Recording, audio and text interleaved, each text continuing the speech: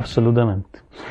Quiero llevarlo un poco más allá, sí, no creo, yo creo mucho en el poder de la escuela, sin duda alguna, y el gran poder que tiene, y creo que claramente la falta de educación cívica, ciudadana y democrática, que son las tres dimensiones de lo que en momento constituyente llamamos la educación constituyente para constituirnos como comunidad política, es fundamental y es necesaria y está ausente de toda la discusión y las instituciones. Además, en una sociedad que sufrió procesos de despolitización muy importantes. Entonces, esto va de la mano también de procesos que tuvieron que ver con la satanización de la política durante la dictadura militar, la política vista como algo negativo, como algo peligroso. Yo siempre digo, hay una generación completa, la que vivió la dictadura, para quienes o estaban de acuerdo con el discurso de la dictadura, el discurso pinochetista, y por lo tanto consideraban que la política era algo nocivo, que no había que tocar porque nos hacía mal socialmente, y quienes no estaban de acuerdo con ese discurso, hablar de política era peligroso. Era finalmente arriesgarte a tener una serie de complicaciones, incluso arriesgar tu vida. Entonces es evidente y lógico que en ese contexto vamos a dejar de hablar de política. Y a eso se suma la introducción de lo que los autores llaman lógicas neoliberales, que tienen un correlato económico muy fuerte, que tiene la lógica de dejar al mercado, a la relación entre los individuos, que funciona muy bien en algunas cosas, funciona muy mal en otras, pero que tiene un efecto muy importante, que es reemplazar la comunidad, el colectivo, por el actuar de los individuos. Y esa individualización, con ese discurso antipolítico, conectan muy bien.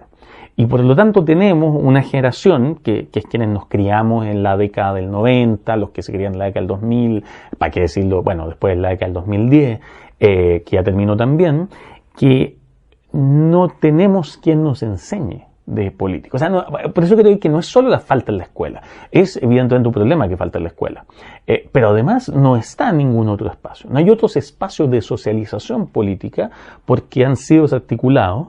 No existe a nivel familiar de manera profunda porque el tema ha pasado a ser esta famosa frase, la mesa no se habla de religión, de fútbol ni de política, porque son temas que generan conflicto, entonces mejor no hablemos de ello.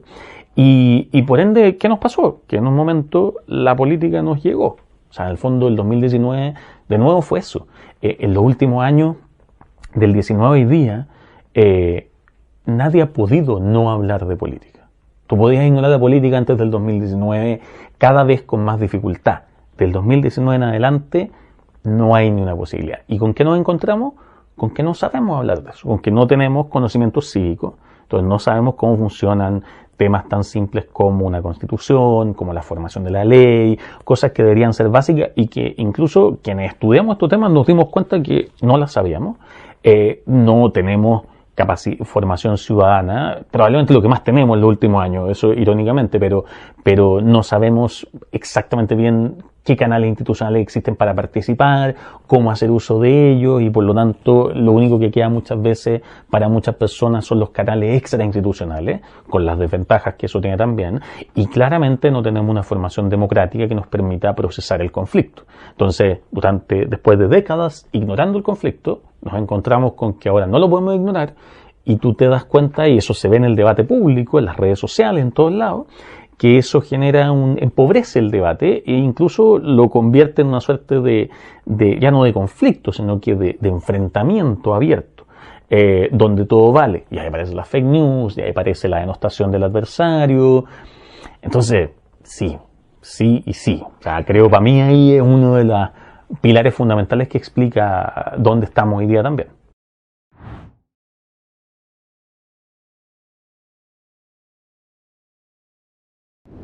Lo primero que tendría que decir es que no tenemos idea. Y yo creo que esa es quizás la idea más clara que hay que tener.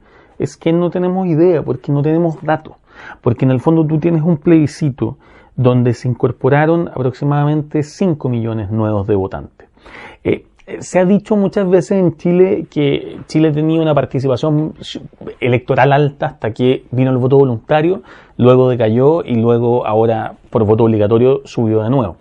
Lo que no es exactamente cierto, porque cuando se hace la comparación, previo al voto voluntario, la comparación siempre se hace sobre el padrón electoral. Y olvidamos que antes del voto voluntario había inscripción voluntaria. Y por ende el 100% no era del total de posibles votantes, sino que era el total de inscritos. Cuando tú haces esa corrección y dices, ok, comparamos los números del total de personas que podían votar y cuántos votaban realmente y quienes no votaban, sea porque no se inscribían o sea porque se inscribían y no iban a votar, vemos que no es que haya habido una lógica estable que se cayó, sino que hay una curva descendente, prácticamente de forma directa. No, parte del plebiscito 88 y ve el descenso elección tras elección de manera que recién se rompe en el plebiscito del 2020 por primera vez. Entonces, pasa que con este voto obligatorio del último plebiscito tenemos el ingreso de una cantidad de votantes que es prácticamente, no es la mitad, pero un poquito menos de la mitad del padrón, que en el fondo que no tenemos idea por qué se comportan como se comportan. Porque una cosa es lo que dicen las encuestas, una cosa son los distintos mecanismos, pero uno de los mecanismos más sólidos para entender el funcionamiento de los votantes y cómo es ir mirando su comportamiento históricamente, ir mirando cómo van cambiando. Entonces, con este grupo de votantes nuevos, no tenemos la verdad, los datos para saber. Eran votantes que eran de derecha o de izquierda, eran votantes que eran antisistémicos o prosistema, eran votantes que estaban molestos porque los obligaban a ir a votar y votaron contra la propuesta o el plebiscito en sí mismo, votaron contra el gobierno, votaron por, como dicen algunos, por ignorancia, porque cayeron en fake news, en desinformación, porque todos se lo leyeron el texto y dijeron en realidad esto no me gusta.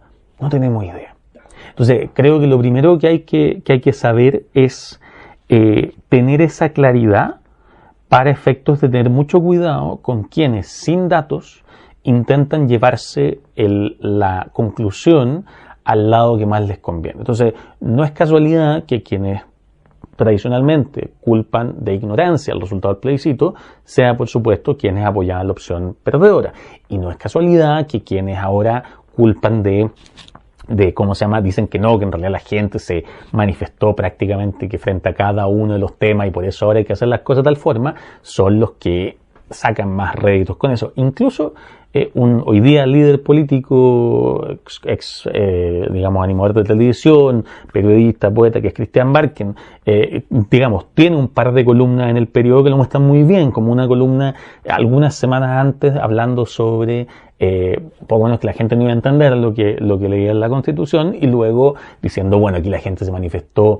Y ahí es donde uno ve finalmente no sabemos. Ese es el punto. No sabemos, no tenemos un interrogante, como teníamos el interrogante antes de cómo iban a votar, y por lo tanto cualquier afirmación tiene que hacerse siempre, primero mostrando la evidencia y segundo de manera muy tentativa.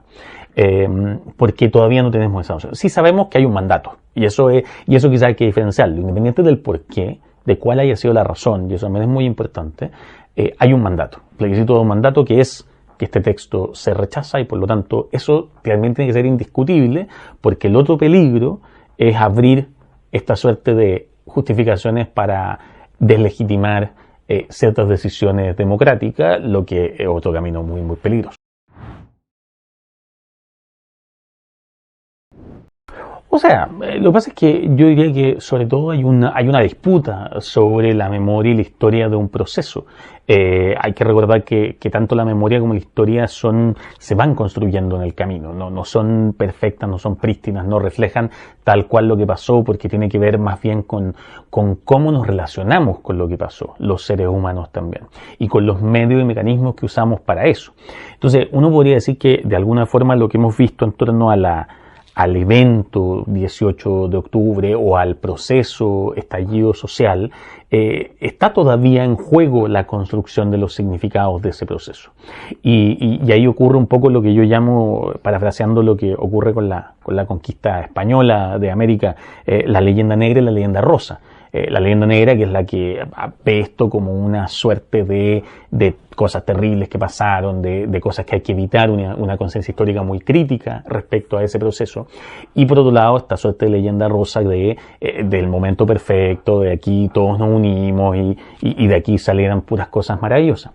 En general, la historia, si algo nos demuestra como disciplina, es que la vida no es leyenda negra ni es leyenda rosa, que necesitamos análisis un poquito más complejos, un poquito más matizados y un poquito más multidimensionales, que no son los que aparecen primero, yo diría que por dos razones. Primero, porque evidentemente hay una perspectiva que es menor y por ende hay menos tiempo y distancia para, no para separarse, pero sí para tomar las fuentes, los datos, buscar la información, recogerla, analizarla. Eso requiere tiempo. Hoy día estamos muy acostumbrados a respuestas muy rápidas, muy simples, muy de columna dominical. No tengo nada contra las columnas, las escribo, pero creo que es súper importante como recordar que claro, que la columna es una columna de opinión, que no es lo mismo que un estudio que se basa en evidencia, y eso requiere tiempo. Y en segundo lugar, que obviamente estas leyendas más negras o más rosas son mucho más funcionales a ciertos proyectos políticos. Entonces, evidentemente, la leyenda rosa, llamémoslo así, fue una leyenda que triunfó con mucha fuerza al inicio del proceso, producto de cómo se vivió. Fue una que fue triunfando y a la cual le dio mucho aliento el resultado del plebiscito de entrada, el 2020, y la elección de convencionales enormemente marcada hacia los independientes, ya sea hacia la izquierda, pero sobre todo porque la izquierda llevó independiente. Ahí yo creo que también hay temas, como te digo, de lecturas que podemos ir haciendo con el tiempo. En el momento de la elección de convencionales, muchos leímos, y me incluyo, esta elección como que había ganado más miradas hacia la izquierda. Pero en la práctica hoy día hemos visto que lo que fundamentalmente ganó fueron los independientes. La izquierda llevó independiente, a pesar de que nuestra mala estrategia se sostenía por todo el mundo en ese momento. La derecha estratégicamente no llevó independientes y nunca imaginó que eso le iba a jugar en contra. Y los independientes, que podríamos llamar hoy día el partido de la gente, que podría ser independiente de derecha también, fueron bajados sus listas por el CERVEL por un tema de que tenían que pagar más comisiones, era con Felices y Forrado en ese entonces. Entonces había unos problemas. Quizás si hubiéramos tenido independientes de derecha o listas de Felices y Forrado en esa elección de convencionales, el equilibrio habría sido distinto en la convención.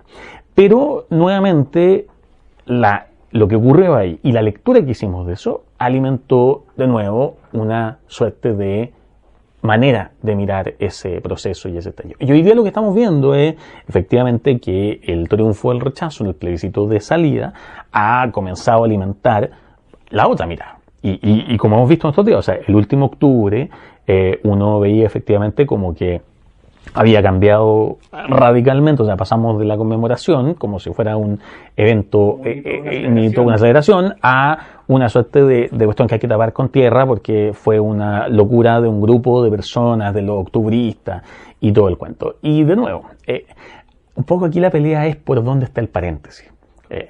¿Cuál es el paréntesis? El paréntesis es lo que empieza el 19 de octubre, en octubre del 2019 y termina en septiembre del 2022, o en septiembre del 2022 está empezando un paréntesis que va a terminar y eventualmente vamos a volver a enredarnos por ese camino.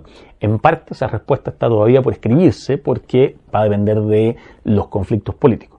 Pero todo esto para decir que, claro, en ese contexto, aquellas personas que históricamente han sostenido la interpretación de que octubre del 2019 es una suerte de anomalía, en algunos casos de plan maquiavélico de un grupo específico o de aprovechamiento de una coyuntura que no es realmente la que refleja las últimas décadas de historia de Chile.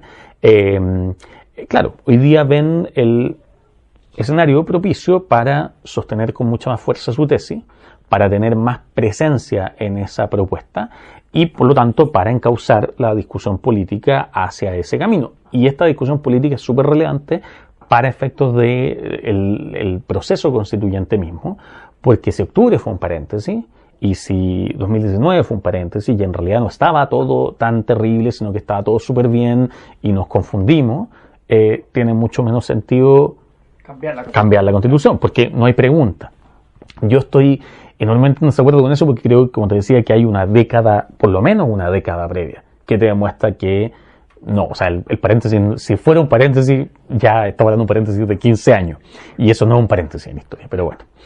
O sea, tenemos evidencia que nos dice como está pasando algo, pero pareciera ser que después de resultado del rechazo, estamos viendo que hay un grupo político, un sexto sector, según te estoy entendiendo, Sí, sí. que se aprovecha un poco de esta situación para traducirlo a una conveniencia de, bueno, no cambiemos nada finalmente. Sí, yo diría aprovechar en el sentido, en el buen sentido de la palabra, o en el sentido descriptivo de la palabra. Aprovecharse suena como, voy a aprovecharme de esto.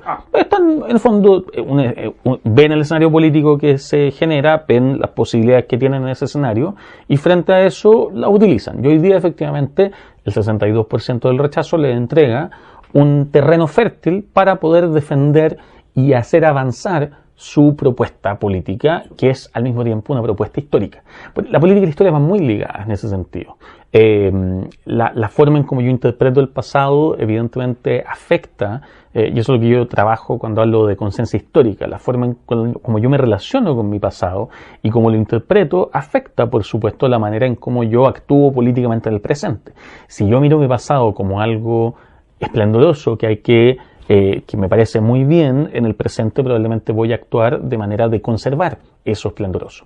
Si yo miro mi pasado como crítico, como algo terrible, como algo que creo que hay que modificar, voy a actuar en el presente en una forma que busque cambiar, de una forma que llamamos de historia, de conciencia histórica más crítica. Crítica en el sentido de rechazo, no de pensamiento crítico. Y eso es lo que hemos estado viendo en estos años. Es finalmente también una postura frente a los famosos 30 años de democracia.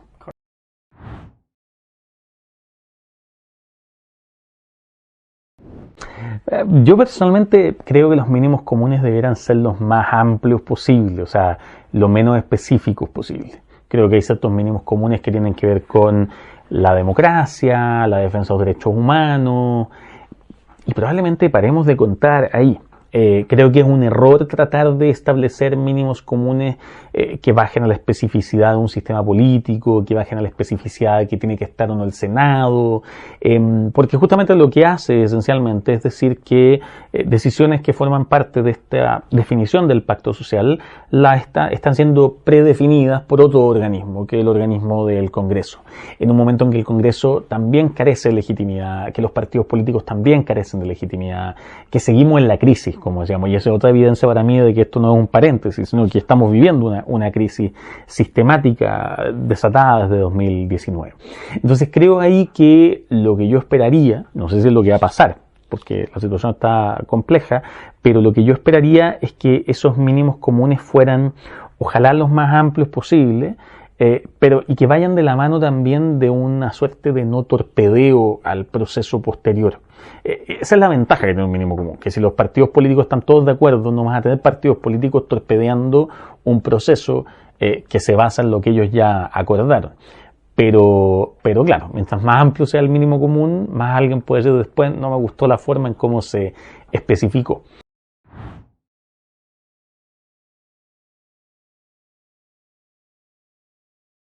Es difícil porque en el fondo todas las propuestas que hablan de regular discusión pública, ley de medios, leyes anti-fake news, una serie de cuestiones, son primero muy difíciles de implementar. ¿Cómo se define exactamente qué es falso, qué es desinformación, qué es una declaración que no? Hay varios temas ahí complejos.